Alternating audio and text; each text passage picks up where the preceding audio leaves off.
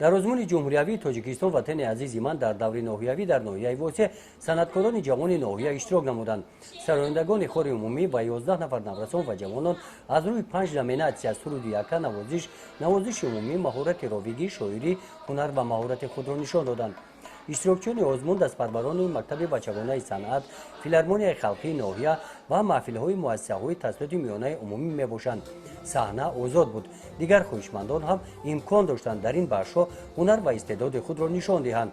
дар барномаи ҳунарии санъаткорони ҷавони ноҳияи восеъ дар озмуни ҷумҳуриявии тоҷикистон ватани азизи ман созҳои миллӣ истифода бурда шуданд.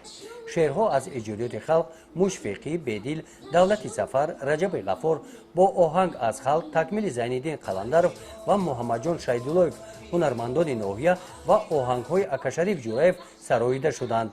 дар ҷанбаст аз рӯи хулосаи аъзоёни ҳакамони озмун, кормандони масъули бахши фарҳанги минтақаи клуб, хори умумии тоҷикистон, иҷрокунандаи сурудҳои якка аз рӯи номинатсияи ровӣ Мадина Мирзоев ва хонандаи синфи 11 аз муассисаи таҳсилоти миёнаи умумии рақами 8 аз ҷамоати деҳоти ба номи Худоёр Раҷабов, дар номинатсияи шоирӣ Дилафрӯзи Шакурӣ, хонандаи синфи 10 аз муассисаи таҳсилоти миёнаи умумии рақами 4 ҷамоати деҳоти Гулистон ба даври вилоятии озмун роҳ ёфтанд.